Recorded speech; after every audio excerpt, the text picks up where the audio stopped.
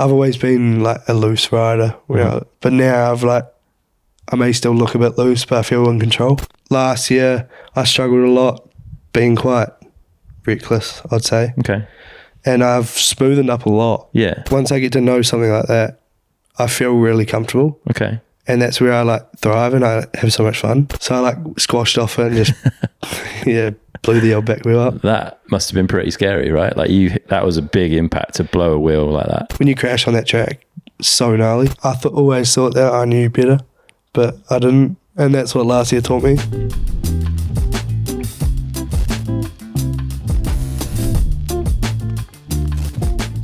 We are in Morzine at Atlas Rideco, which is the place if you fancy an awesome holiday out here for a bit of riding. And I'm joined by Oli Clark. Oli, welcome to the Downtime podcast, mate. How's things? Good, thanks. Yeah, thank you for having me. Oh, it's an absolute pleasure, dude. And we should start with Hardline, because that's the most recent thing I think people will have seen you doing. And it was a late invite, right? You weren't in the original rider lineup. Talk to us a little bit about when you got the call. Well, I was originally like talking about it to Hodo and stuff and the team, and TJ, the filmer, overheard our filmer for MS, and he's like, "Oh, I'll message Rob," and Rob was like a bit skeptical, and then he's like, "Oh, we'll put him on the reserve list," and then after Leo Gang, he was like, "Okay, we're going to push it a little bit harder," and after Jackson pulled out, I got the message, and so I was stoked. Yeah, that's super cool, man. Yeah, because Toto's been before, yeah? He went to Tassie. Ah, that's it. Okay. Yeah, that was his first one. He's been to Wales before, but not riding. Yeah, okay. Fair play. Talk us through the week a little bit then. So did you get any riding in the UK before Hardline? Yeah, so we flew in to Manchester. We were staying with TJ. Yeah. And then went across to Revolution. Oh, nice. Yeah. And that was sick. Like, we did a day riding there. And then Tuesday, I think, before Hardline, we went to Dovey. That was my first time there. Nice. And it was so good. It's a proper spot, that, isn't it? Everyone was there too, so it was just such a sick crew riding. Yeah. Yeah. Nice. And then what's the setup like for Hardline? Because I believe they look after you guys pretty well. Yeah, so they kind of like rent out a resort or something. Like, it's huge. Yeah. And we went there, like they set us up in like apartment things. And then it's quite far from the venue. Like, it's 30 minutes-ish. Okay. Like, and then each day we'll go across to the venue. But the accommodation, they do all the food and stuff for dinner there. And then we have like breakfast over at the venue. Yeah. It depends really, but it was so good. Yeah. And you get a nice welcome pack as well, right? You turned up this morning in a lovely Hardline waterproof jacket. We get water blaster. Like one of the sponsors was like Karcher or something. Okay. Got one of their water blasters. And then like a backpack, and it was so sick. Yeah, a bit different to most races. It's pretty cool. A bit different to World Cups. Yeah, and they put on some other activities as well, right? It's not just the riding and racing. They kind of help you take your mind off what you got ahead of you by other fun stuff to do in the evenings.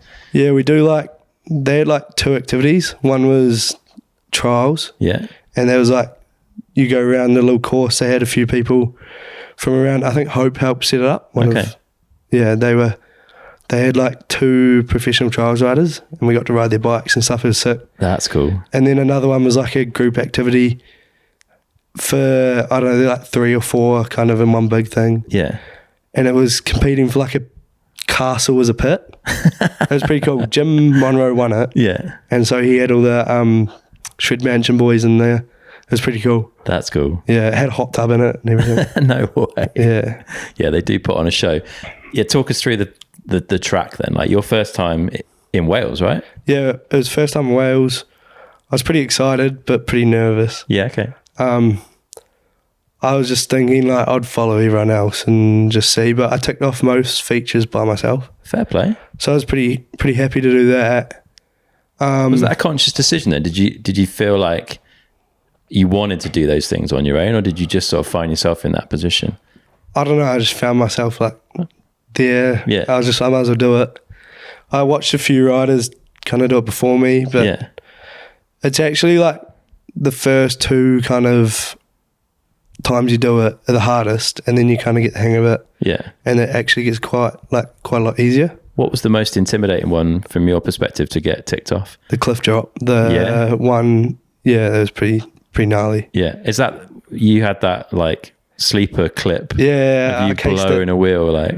Well, they, the first run I got it really good. Yeah. And then they changed the lip. And I went up for a second run and did the same thing, just because they made it a little bit less, like, it was a little bit flatter, and then they kind of steepened it down a bit. Yeah.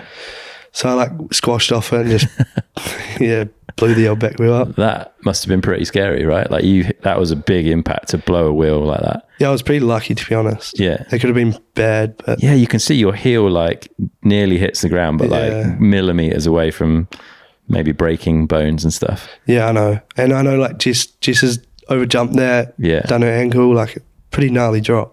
Yeah, for sure. It's so blind, you can't see it until you're like right on the lip. And there's no margin, right? Like it's not like you can easily overshoot and get away with it. Like it's pretty limited run out. No, first time I watched Ronan do it, he just went flat and it just looked so gnarly. And you got to slow down for that next turn, the left-hander. And that's like, I struggled a bit on that being heavier. So yeah. Yeah, the braking there is insane. I think Asa was the only person I saw manage to almost like keep the bike straight on the camber coming into it rather than flicking into the right then the left. Yeah. And then you're going over a rock slab before it too, so it's like it can shoot you anyway. Unreal. Watching some of the girls is pretty scary too. Like some of them like went real hard inside on the turn and it looks scary. Yeah, wild. How did you feel that once you'd kind of got everything ticked off and got a couple of runs down the track? Are you comfortable in something like that? Yeah, well, a lot of like the riding I do at home is like, we built a track, it's pretty steep, it's pretty gnarly. So I like, once I get to know something like that, I feel really comfortable. Okay. And that's where I like thrive and I have so much fun. Yeah. And so I just started enjoying it so much, and we did so much practice. It was just like the clips and stuff are insane too. Yeah, it's so good to see. So how are you feeling coming into seeding then? The first time, had you done any time runs ahead of seeding? I did like 2 full runs before that. Okay. But I didn't really like look at the time. Coming into seeding, I was just like, I'll put down like a smooth run. Wasn't really too worried.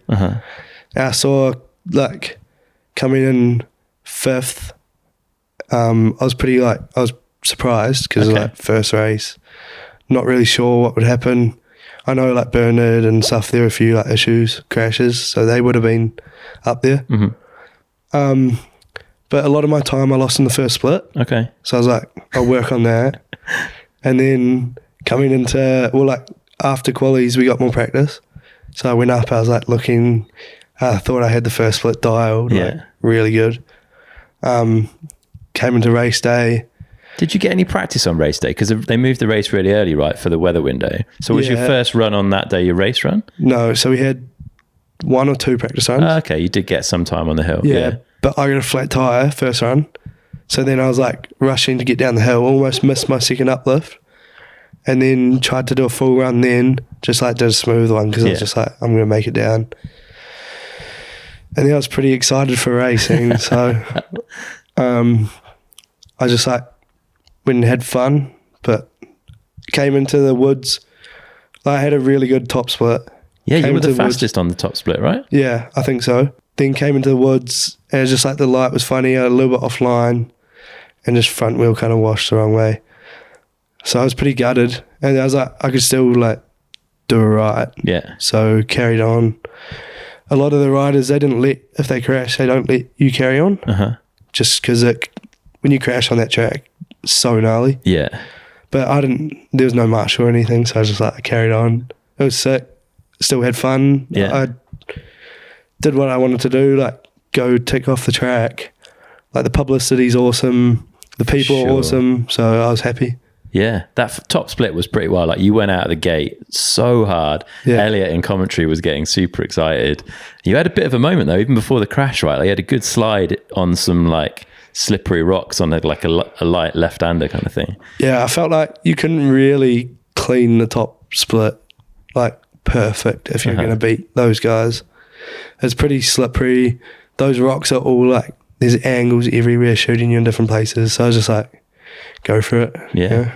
Fair play. And I think you were like a bit over 0.1 faster than Charlie to take that split at the top. Do you think a win could have been on the cards for you if you got a clean run? I don't know. It's hard to say.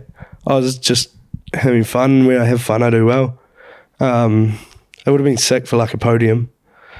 And like me and Tahoto, we always trying to beat each other's time. So it would have been sick to beat him. But yeah. Fair play. Good effort for your first time at Welsh Hardline. Like, it's a good start, right? Yeah, and it was gnarly, like not doing like Tassie or anything. Those boys all kind of did Tassie first and then went to the Wales one. Yeah. Well, a lot of them did. Like, it was Booker's first time too. Like, there were a few there. So it was pretty cool. Got to tick off everything like together. Nice. And they kind of hold you up, so you have to do it together. Yeah. So you get to see other people doing it. But then there's like Brendan who comes in, we had to go home, and he comes back and he just does one full run. Yeah. Straight away. Unreal. And but then he's done it for many years, I guess, but still it's pretty gnarly. That is impressive, yeah. I listened to, I think it was Needle's post-Hardline chat with Ollie Wilkins, and Ollie said in there that he thought you were riding without respect. Oh, I didn't know what that meant. Yeah, I was intrigued. I guess he just felt like you didn't seem to be intimidated by the terrain. Yeah, I'm not sure, but I don't really worry about that. Do you feel like you were taking your time and like, or are you just, did you feel like you were being reckless on that terrain, I guess is the question. No, I just made sure like that I knew what I was doing, got all the features like right. But those like 90s and stuff, like jumps like that, I really enjoy. Just big jumps. And then when there's so many other people there that you like look up to, you're just trying to beat them, you know? Yeah. And do like bigger whips or something. Yeah. Nice. Yeah. And Elliot Jackson in commentary called you a diamond in the rough. That must feel pretty good because Elliot knows what he's looking at when he watches people ride bikes. So yeah. I think a lot of that is last year I struggled a lot being quite reckless, I'd say. Okay. And I've smoothened up a lot. Yeah. The bikes helped also. The bike's really good in the rough. And that, as you saw on the top, it felt so good. Yeah. We had it set up good for that stuff. Nice.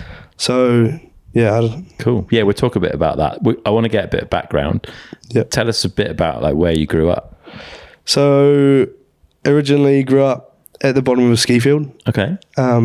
Near Christchurch, Mount Hart ski field. Yeah. Skied pretty much most of my life.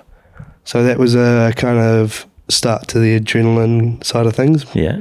And then my cousins raced enduro motorbikes. And I was like, thought that was awesome. Idolised them. Yeah.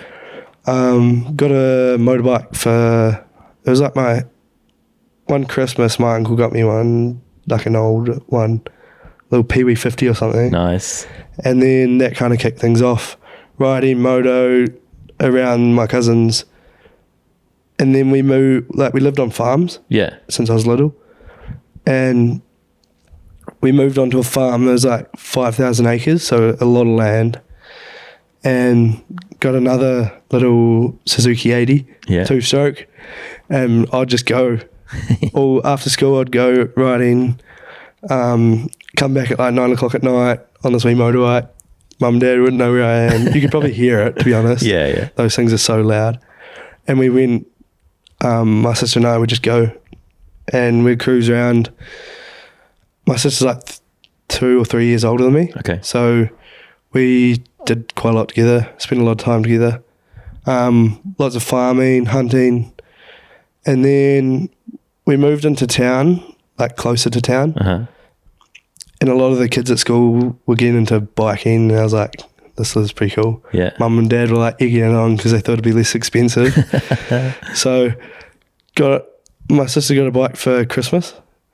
So I stole that from her. Nice. Yeah. It was like a hardtail, one of those ones you could probably buy at the warehouse. Yeah. It was an Avanti, right? Yeah, New Zealand Avanti, brand. Yeah. Out to go out with my mates after school, had my backpack on, ski helmet. Sweet. And we'd just ride, have fun. And then we slowly got better bikes. And then we started riding Gentry, so Justin Leov. Yeah, so this was like a big part of things, I think. Like he spotted you at some racing. Well, actually, we should wind back.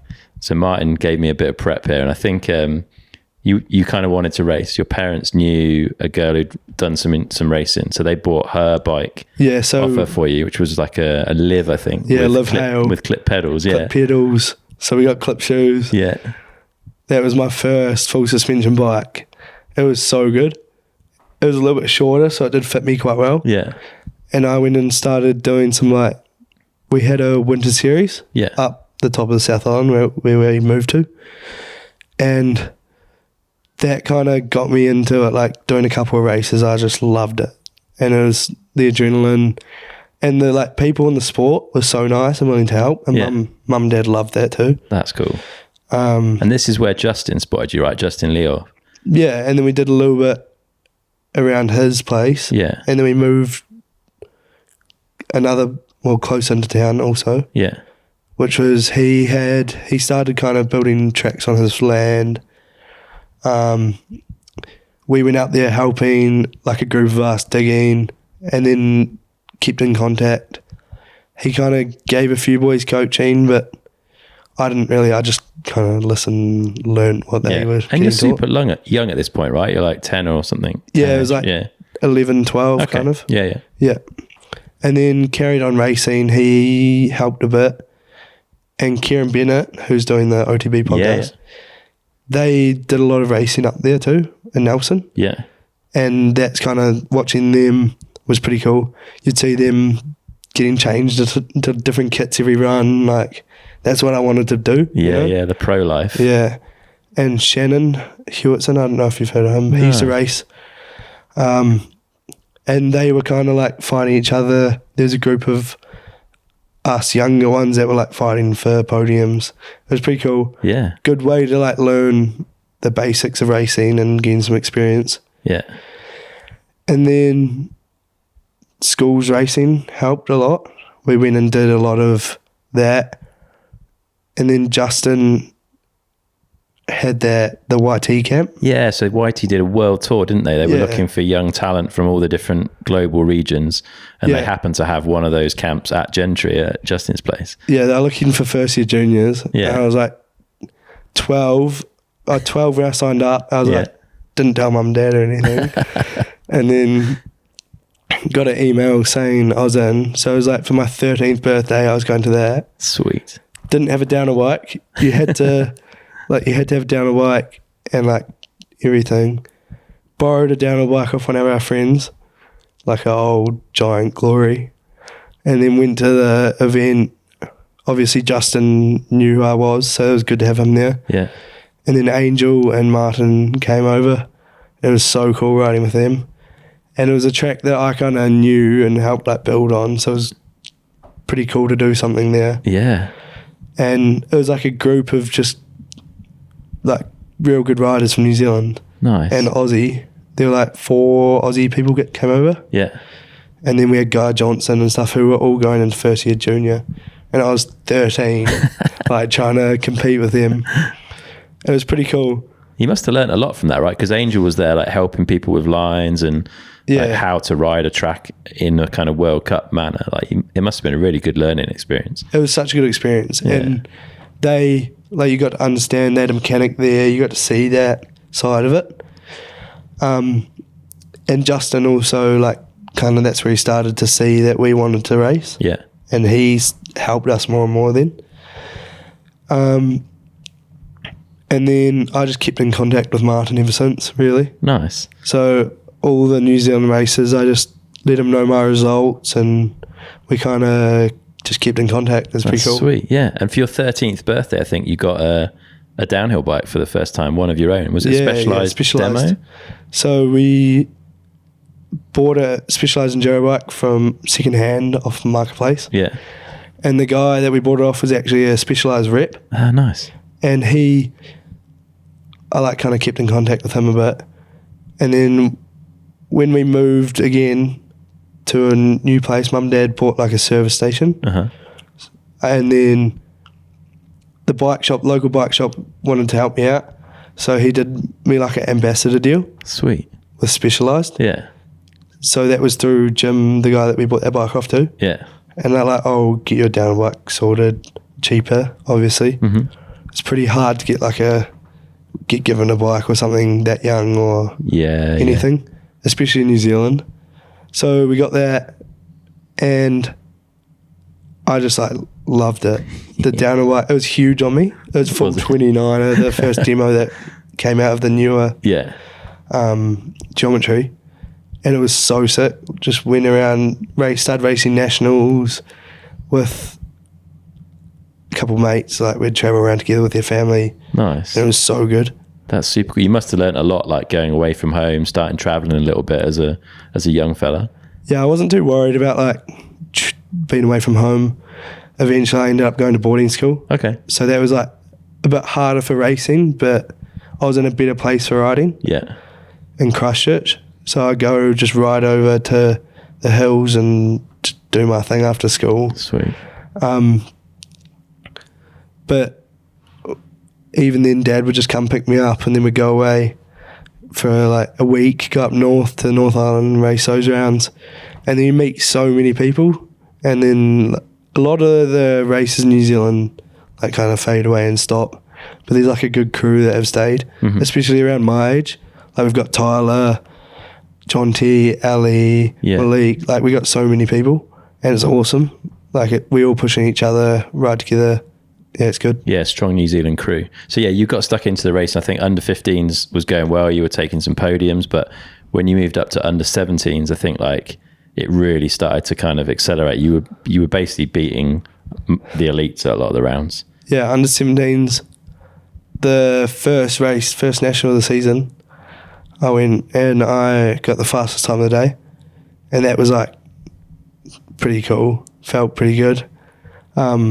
That was at Cadrona. Really good track. Yeah, big track. Unreal, yeah. Pretty gnarly though. Yeah. And then next race was at Christchurch, and it was like reasonably knew some of the track. So it was so good. We just had NZ Open before, and then went to the next national round. Now won the overall there too, fastest time, which is cool. Like we had some big names there. Yeah. And that season was like one of my best.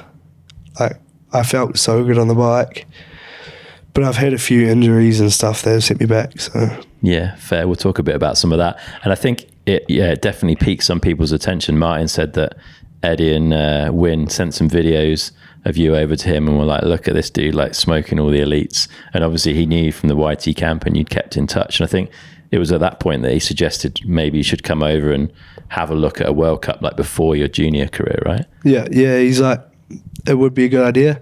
And not many New Zealanders went over before their like World Cup season. Yeah. First World Cup. So Dad and I were like, we should try it and go and race some IXSs or something just to see where I stack up. But unfortunately he came over, we got to watch Leo Gang, bikes didn't turn up. And then when they did turn up, we were at Innsbruck Crankworks, and in the dual slalom, because I wanted to do everything, obviously. Yeah. And in the dual slalom, they zip tied the flags to the poles, which in New Zealand they don't usually do. Okay. So I clipped the pole just with my pedal, and it just threw me over the bars. Oh, no. Broke my wrist, and there was like a week being into Europe, my first time. And then we ended up flying home, kind of resetting, getting back to racing, and then Tyler started like absolutely smoking me. I was like, I need to get back into like training a bit more and stuff.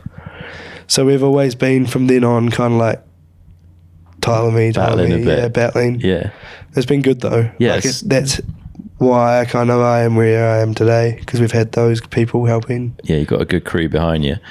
Was it beneficial, do you think, going to Leergang? Or like the trip didn't pan out, but like was it helpful to have been at a World Cup? And yeah, getting to see it. Yeah. Like, it's on like a huge scale compared to New Zealand. We barely even have easy ups. And you come over here and there's lorries and buses. It's crazy. And it was cool. I got to walk in one of the Meat Boys. Yeah. So Toby was on MS. And Donna, the mum, took Dad and I into the bus, and we got to see in the bus and see their pits, which is pretty cool. And Martin took me around. We saw Jess and stuff. Yeah. And all the people. I know the Atherton mechanics. Yeah. Ben Oakley was there from New Zealand. So he took me in and showed me the Atherton bus. Sweet. And I was just like mind blown. You had a good trip. Yeah, it was like crazy to see the difference of like us in New Zealand to over here. Yeah. Yeah. And you walked away with that broken wrist from that one. And that's not the first broken wrist, eh? Like there's been a few in the career so far. Yeah, so when I was little, I broke 2 both at once. Oh, no like way. Motorbiking. That was horrible. And then just like either side kind of. So I've done 6 broken wrists. Yeah. And then that's like the worst injuries I've had. Have there been other broken bones, or have you been fairly good other than that? Like hand, nothing really else broken. Yeah. But I think I dislocated my collarbone from my sternum. Okay. That one was at a New Zealand race. I still raced after. Whoa. Just taped it up, and Dad was like, here's a Panadol. Crack on. Yeah. Brutal. No, it was good though. Fair play. So at what point did Martin like officially become a manager for you? It was going into first year junior. Okay. He's like, wanted to help me out. So we got on the junior cinder thing. That was awesome. Like, those guys were great. They helped me out a lot. A lot of what I did, I didn't listen to people because I'm still young, you know. It was a good experience for me. They said to me, like, I need to train harder and stuff, kind of coming towards the end of the season. I had some good results, like some top 10s. Yeah, the season started well, right? You had a cute 4th place quali, I think, at Fort William with an 8th place finish. Yeah. So you must have seen like, oh, there's potential here for some really strong results. But yeah, and then came into Poland. I was like feeling unreal, and ended up like chain came out the gate, and then crashed because I kept pedaling. And I was pretty angry, kind of wanted to get I wanted to do better in the next round. Yeah. So I was like pushing, and then I ended up, I think, what was the next round? Leogang maybe? Yeah, ended up crashing. Yeah. Because I was just like pushing so hard. So it was a good experience, kind of learning what it's like to have those things go wrong. And when they do, you can't let them like set you back or like make you want to try. They make you want to try harder, but to a point, you know? Yeah, yeah. Otherwise you're pushing yourself too hard. Yeah. So kind of, we got some good results. Val Sol 6th. And then at the end of the season, I think it was like a 10th or 9th. 9th, I think, at Montanan, yeah. So that was good. You must have learnt a lot from that season though, right? Yeah, like we had so much go wrong, so many things went right. So it was more an experience season for me. Mm-hmm. But then with all the changes, I didn't have results, like super good results. Yeah, so. I was going to say it must have left you in a bit of a tricky position because from 24, if you look at the names in that category everyone was talking about, it was Asa, Max, Till, Tyler even didn't really feature in people's vocab at that point, I think, because he'd had some injuries. So yeah. I guess that made it tricky in the off-season for you to pick something up. Yeah, so it was like, I didn't know. I got told at Montanan that Junior Cinder weren't going to be a thing. Yeah. Just because of the changes. And went home, and then I just straight away got a zeroed bike. They wanted to help me that season anyway. Okay. So I got one of them, and they were like, right, we've got something happening between a team. They didn't tell me what. And then they started kind of talking for me. And I didn't know. I was like emailing everyone trying to get my own sponsors. Yeah. Dad and I was just doing as much as I could. Still training, was working also, trail building. Okay. And then also working for my parents in the petrol station. Trying to make it worth it. Like, so if I do have to pay for everything, I can. And then Marcus got hold of me after the guy at Zeroed, Ali, had been talking to him. And he's like, right, this is what we can do. We can help you out with a bike, like parts and stuff, and a bit of support over here. So I was like, that's like the best thing now. Well, that's what I need right now. Yeah. I think it was such a good kick in the ass for me to train harder. Yeah, okay. Not having the unknown. Yeah. I was like, I need to do well. This is like one of my make or break years. So I was training hard, got a coach, like on the bike coach and then a gym coach. Okay. Was that the first time you'd had coaches for those things? I did like when I was younger, but I didn't like it because I didn't like listening to people. Yeah, fair. But I knew that I needed to. Yeah. So got that, and that helped. That's helped me so much. What sort of stuff have you worked on in that off season, right? Because like, you look at 2025 you compared to 2024 you, and it's a very different thing.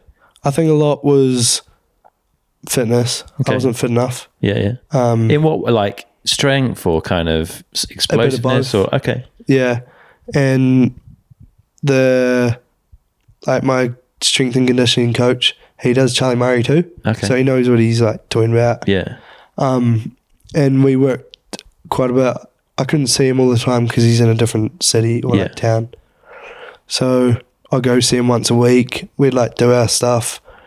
I'd keep doing what I'm doing at home. And then Lewis Hamilton, who used to race, he's doing all my bike like fitness and stuff. Cool. He's been really good and he knows like what he's doing, so I can trust him. Yeah. So we got my fitness a lot better. Strength has been going good, like just trying to maintain a good strength and explosiveness. Yeah. And that's helped me through the season. Like nice. Lack of injury, it helps a lot. I've noticed. Yeah. I can still have crashes. I've had some big crashes. I was going to ask you, that crash in Andorra that kind of went viral. Yeah. Like the way that you sort of managed to roll out of it, but B, the mobility that your body had to like deal with that. It's impressive, mate, to be fair. Yeah. It was it was the first run. I was going too fast. But it was just a silly like little mistake, you know? Something that happens so fast and you can't do anything about it. Yeah. And yeah, I don't know. I think a lot of mobility is a big thing for like preventing injury. Yeah. And we've worked on that a lot. Okay. Like my flexibility is a lot better than what it was. What does that look like for you? Are you just doing a lot of stretching or? Stretching and doing like lots of movement. Okay. Like stuff. Yeah. So we did a movement screening before I started working with my strength and conditioning coach. Yeah. And that was like so I can see what I was before and then see what I've done after. That's cool. So you've actually got numbers to put to some of that mobility stuff. Yeah. So that's good. Because it's kind of like stretching is not very exciting, is it? And it's hard to really see the benefit, I think. Yeah. Like with weights and stuff, you can be like, well, last week I could lift this. This week I can lift that. And you can see the benefit. So that's cool that you got some numbers behind it. Yeah. No, and he's really good at that. And he'll tell me why and how it's going to help me. Okay. And that just helps me kind of like know what I'm doing. Yeah. And it's been so good. Yeah. And what about on the bike? Did you say you've got some on the bike coaching as well? Yeah. So Lewis does like puts all my training in for the week. Yeah. So he'll tell me when I need to go to the gym, but not what I'm doing in the gym. Okay.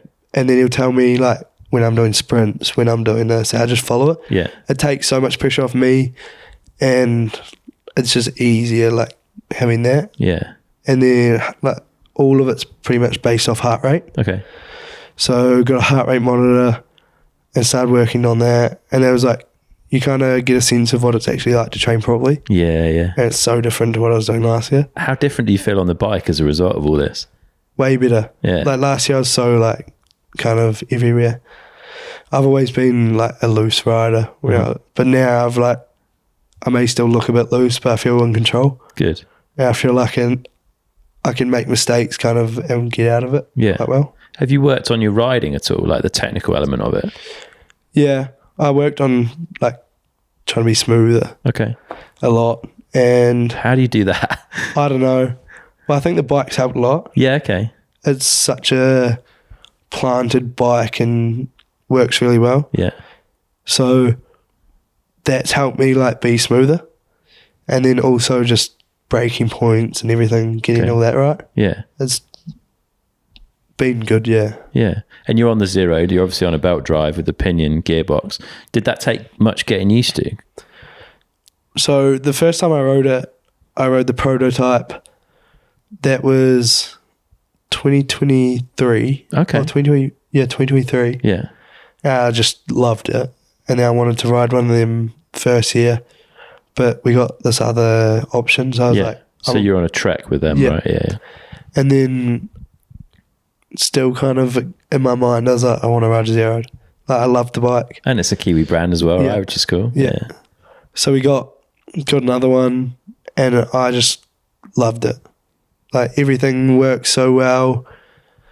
They've done such a good job for like a small Kiwi brand, not like worldwide. It's so good. Yeah. And now they're selling bikes worldwide. They've got like the amount of kids in New Zealand now they're riding zeroed is so cool. That's ace. And it's really, really good for the brand. Yeah. Yeah. And did you find much difference going to the belt drive side of things? Not really. It's quieter. The gearbox is good in that spot because it's all the weight's lower. Yeah. And in the middle. Yeah. So that's like a bonus. Yeah. That's the only thing I noticed. Yeah. Okay, fair. And reliability and stuff's been good for you guys? Yeah, been really good. Yeah. And with the team now, like having all those parts and stuff, they're able to help. But you don't break much, really. Okay, nice. Yeah. So were you feeling good and ready for the season then? Like, you've got great bike you're happy with, you've been on it a decent amount of time in the off season. It's not like turned up the week before the race. You've got that whole MS rig behind you, which is a crazy setup at the races. Were you feeling pumped for it? Yeah, well, so I didn't really know what I was coming over to. Okay. So the bike I was riding at home was not, with all the parts, was not the same as one I was going to be riding here. Right, all right. So I got here and I was on Fox at home. Yeah.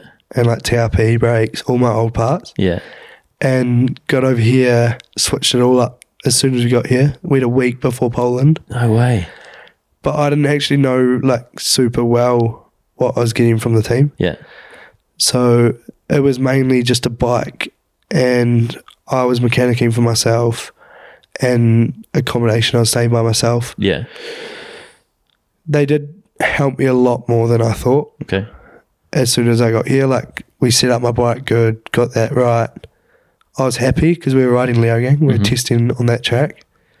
And I was happy riding with Tohoto and Sebastian, and Jacob. Yeah. We had some elite riders, whereas in last year I didn't have that. Okay. I didn't have anyone to like compare myself to or look up to. So having those guys has helped a lot. And I think it's helped them too because we can like bounce ideas off each other and stuff. Sure. So that was good. And then going to Poland, it was like wet as I had nowhere really to be. So they let me into the pits and helped me out a bit, got the bike sorted. We were all good. I was staying somewhere else to them. And then at like race quality, I did all right. Yeah. And they're like, oh, we'll help them out a bit more. And then race day, obviously third. That was good, like really good for me, kind of to boost my confidence, especially from last year on a track that I felt so good on. Yeah. I was stoked to like back it up kind of with a good result. And it was wet. So obviously those winter series races at home when I was little helped out. And the bike was so good, like the parts I was happy with. And then the team were like, okay, we'll help them out a little bit more. So they let me stay in the bus for the next race. Yeah, which was Ludenville? Ludenville, yeah. Let me stay in the bus. And I felt so good on that track. I was having so much fun. You look good, mate. I thought you were on for the win there, to be fair. Yeah, and then unfortunately got a flat. So I was pretty bummed. And then they DNF'd me because I went around a jump. So that was a bit shit, so I didn't even get any points. Yeah. And then they were like, okay, he was doing pretty well. Like, we'll help him out a bit more. So in Leogang, they put me up in the accommodation. Sweet. So I was on like a little couch bed thing. Yeah. It was all I really needed.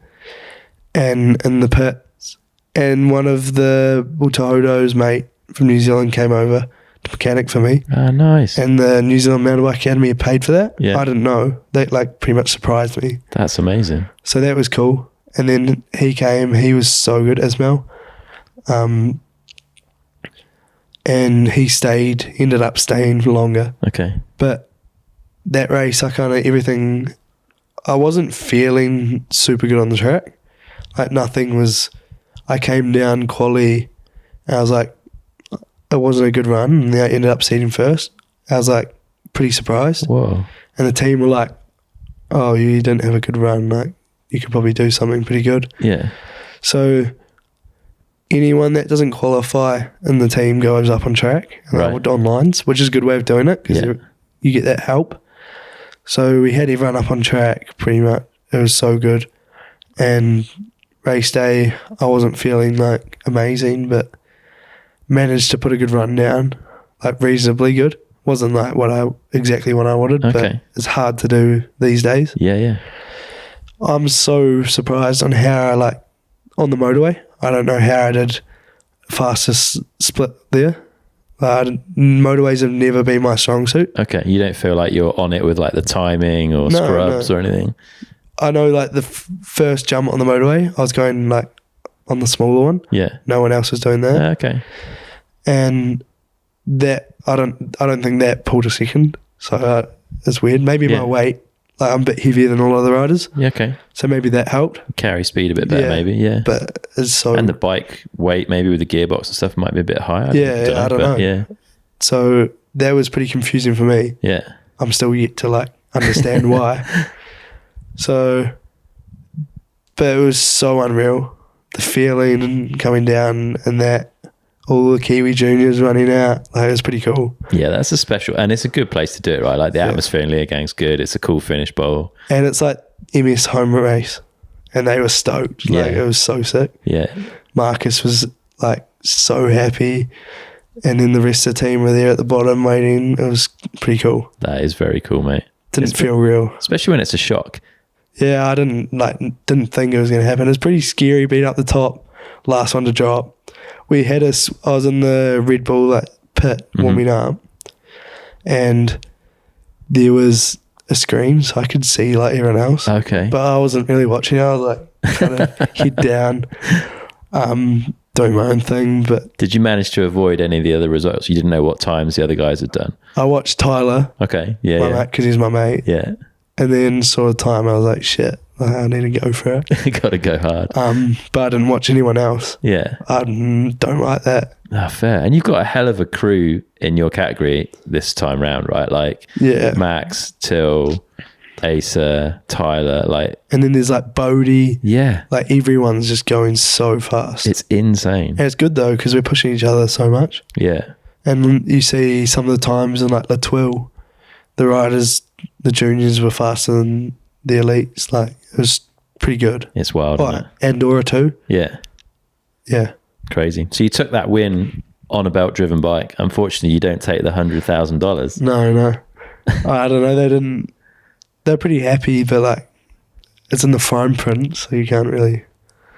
Yeah, it would have been sick though. It would be pretty nice, wouldn't it? Yeah. Have you already spent it in your head? Do you know what you'd have paid for, what you'd have got with it? I probably would have paid my parents back for all of the money that I've used from them. And then I don't know what else. Yeah, fair I wouldn't know what to do with it, to be honest. Probably buy a motorbike or something. Nice. Yeah. How was it then taking, obviously, a huge amount of confidence and like enjoyment from that win? And then I guess maybe there's a bit more pressure on you after that, like going into Val d'Isole. Yeah, well, in the break, I got really sick. Okay. Like gastro or something. So I lost 8 kgs in the break. Went to Val d'Isole, no strength. I felt horrible. And everyone was going fast. I just didn't feel myself. So I was happy, like quality I just rolled down like smooth. And I didn't know how they were going so fast. I felt like in my brain, I felt like I should be going that fast because of the pressure I put on myself. But I couldn't, like physically, I couldn't even hold on and get into the bottom. Yeah. So I think a 5th place there was my like the best outcome. Yeah, fair play. For what happened. So yeah, it's the worst track probably to be out feeling like that. Yeah, I know. And it was rough as like I just wasn't feeling right. Even Dave, we've got Dave Chummer's lines. He said, you're not looking yourself. So I don't know. It is what it is. You have those races. Yeah. Just push through it. Yeah, good effort. Yeah, if you can get a 5th on your bad day, then life's not too bad. Yeah. Talk us through the Twil then, because new track for everyone, like level playing field, awesome place from a fan's perspective. Anyway, it was so cool to watch. That was like one of my favourite tracks by far. I was feeling really good. track was insane. Some of the videos were pretty cool I was getting. I was like, I don't know, some of those things boost my confidence a bit. Okay, so you watch that stuff through the week, like you like to see it, yeah? Yeah, and then the track was getting pretty blown out, so we were finding some different lines to anyone else, which I like too. Like I hate just following anyone else, I love doing different things. So found some different lines, I was feeling really good, and then coming, like, quali was alright, and then going into race, I had a few things to work on. Went pretty good at the top, but coming into one of the shoots, I kind of just jumped in and went off balance and had a wee crash. So I was pretty bummed, but like, it is what it is. Yeah. You think, again, there was a good result there? Like, I think I was like 10th or something, maybe. 12th, I think you finished in the end, yeah. Yeah. So I was pretty happy with that, with the crash. Yeah. Like, it was a pretty big crash. So it was good. And those boys were hooking though, like Max and Till. It was crazy. Max crashed too. I think there were a lot of crashes on that track. Yeah. It was just blowing out and changing so much. So yeah, it is what it is. Hard to ride a track like that. I guess you have to ride a little bit on instinct because it's changing so much through the week. Yeah, and you put so much trust in your lines, guys, which Dave's really good. One of the Colombians, Valentina's boyfriend, he's doing lines as well. Okay. And it's so good having them. And they've been awesome, but they can't be everywhere, Yeah. So there's like little things that you just put so much trust in yourself. So you almost want less of the elites to qualify, so you've got more people on the hill to help, right? Yeah. Fair play. And then from there on to Andorra, and a solid week, considering, like you say, first run you had that huge crash. Yeah, so that was first run on race day. Okay. And I ended up missing all my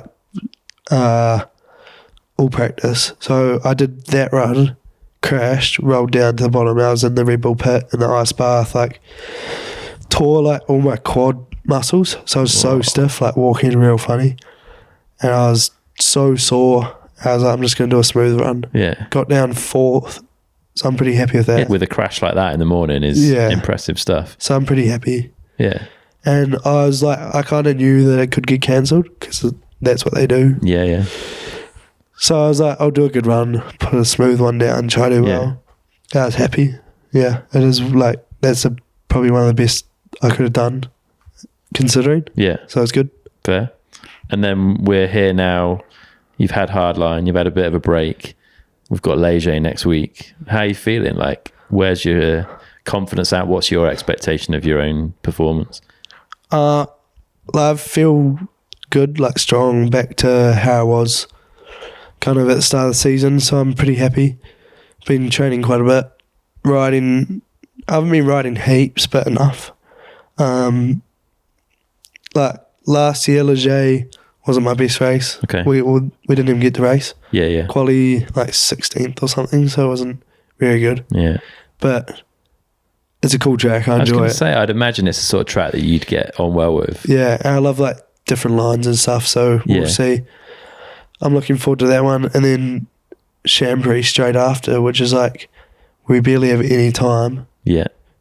That's going to be a gnarly one. I've been riding there the past couple of days and it's so rough already. Yeah. It's a tricky track, even if the conditions are good, right? But if it's rough and potentially wet, we've got a lot of wet weather coming through, it's going to be super interesting for World Champs. Yeah, but I think if it's wet, it'll help slow it down a bit. Yeah. Because right now it's just balls to the wall. Whoever can go as fast, whoever wants to go as fast as they can. What's your approach to World Champs run? A lot of people will take a slightly different take on it and, throw everything at it, go all in and risk injury. But where are you at? We've got a bit of season left after it. I'm not really sure, to be honest. Okay. I'll see how I feel when I'm there. Yeah.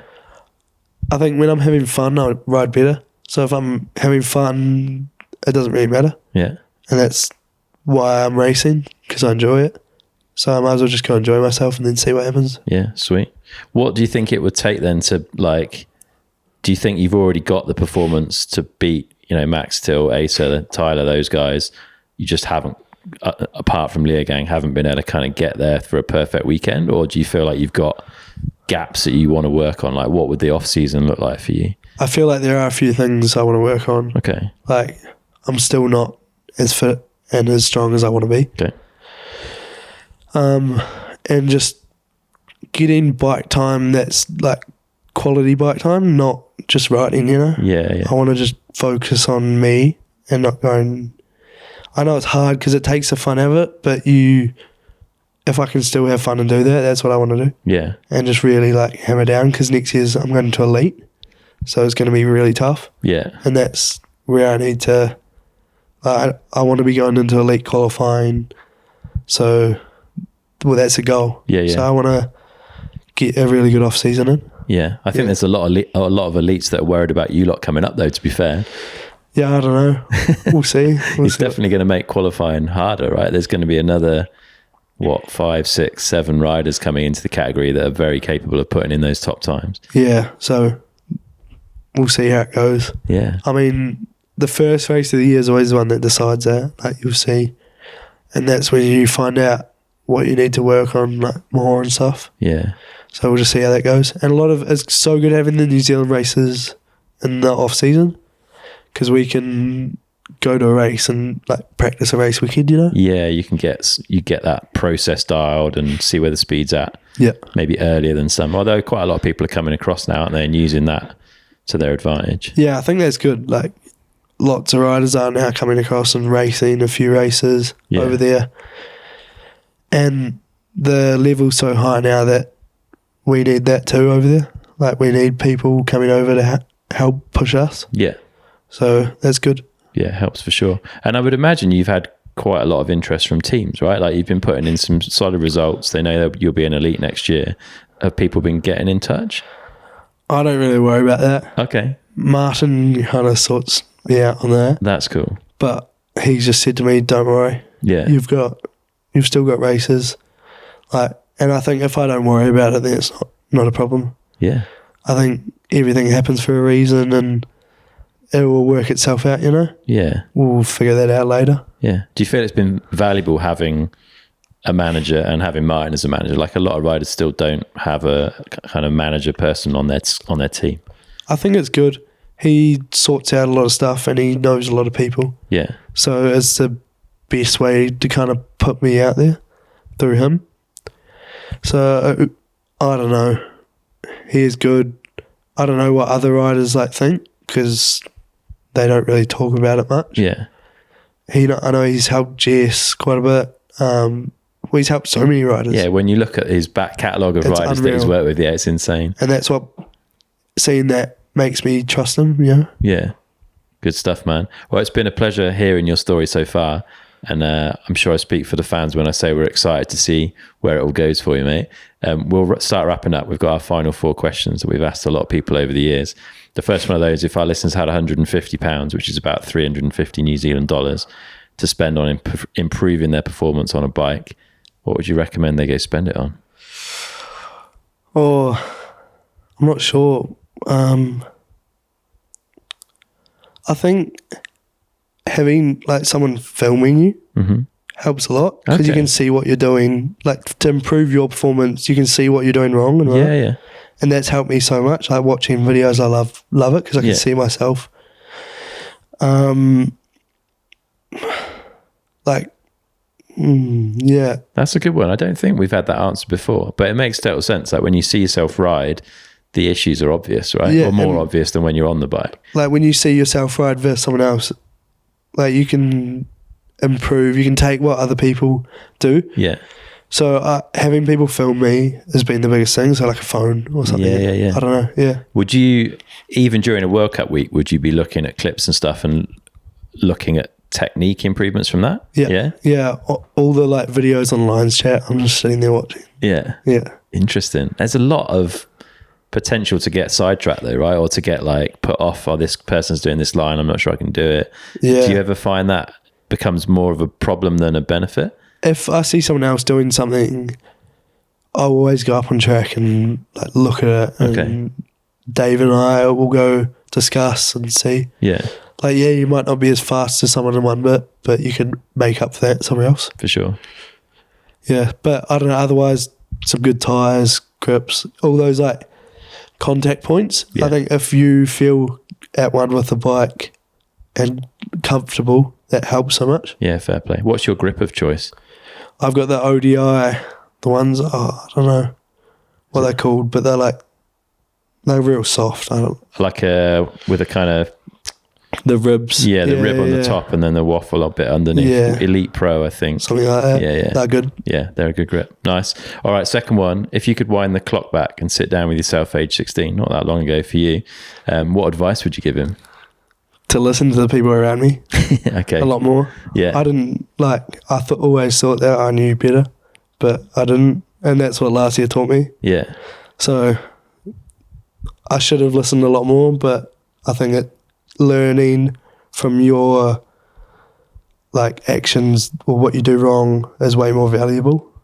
Yeah, you kind of got to go through the mistakes first, right? Yeah, exactly. Yeah, fair. All right, third one. If you could have a coaching session from anyone, past or present, who would it be and what would you want to learn from them? I think a lot of racecraft from someone like Loic. He's someone that I've looked up to since I was young. Yeah. And he just seems so dialed at everything, honestly. He can talk to people comfortably. I met him 2-3 years ago at Crankworks in New Zealand, just riding in the forest, and he still remembers me by name. Fair play. I look up to him for that kind of stuff. Yeah. And just the way he prepares for a race is so good. Yeah, he's the ultimate professional in our sport, I would say. Exactly. It's hard to beat. Yeah. Yeah. So someone like him. Yeah. Like it. Good one. All right, last question. What's something you do every day that you feel benefits you? Or stretching. That's become a habit, yeah? Just training, having a routine. Yeah. That's the best thing. How long do you spend stretching a day, on average? Every time I go to the gym, I stretch before. Okay. And then usually good 15-20 minutes a day. Fair play. It helps a lot. Yeah. The flexibility and everything. That's been good. And then also another thing I'd say is social media. Okay. Social media is such a big thing for us these days. So posting on different platforms, that's a big thing for me, publicity. Yeah. And that's what we need these days. That's a focus for you to kind of grow that side of things. Yeah. Do you ever find it a distraction? Yes. But sometimes I wish I could just put my phone away. Yeah. So I'm not super big on it, but I try to do it enough just to get me by, Yeah. Do you think about YouTube and all that sort of stuff? Not yet. I was thinking about it actually the other day. Yeah. Should I start vlogs or something? I don't know. It's hard, because so many people are doing it. To do something unique and original that's a value add for people is it's not impossible, but it's hard to do. Yeah. And it takes a lot of time. Yeah, so I don't know. We'll see how I go. Yeah, but that's something you think about as a rider these days. You don't feel you can just rely on the results kind of thing, even though you're winning World Cups. Yeah, well, there's so much other other aspects to being an athlete. So we got to all look at that now too. Yeah. As you see, Bernard, he's doing his YouTube. That's a big thing for him. Yeah. Charlie Murray, who I look up to a lot because he's done so well in such a short time. Yeah. He's now doing YouTube. It all helps. Yeah. Yeah. Fair play. It's a busy life as an athlete these days, eh? Yeah. Good stuff. It's been an absolute pleasure, mate. Thanks for taking the time out and sitting down for a chat. I hope the rest of the season goes well for you. We'll be watching and excited to see where you end up in 2026. If people want to follow you on socials, where's the best place to be looking? Yeah, Instagram probably. Oli Clark NZ. Okay. And yeah, that's my main. Perfect. On TikTok and Facebook and stuff too. So cool. Just wherever. Wicked. We'll stick links to that in the show notes so people can find it. But yeah, thanks, mate. It's been a pleasure. Thank you so much for having me.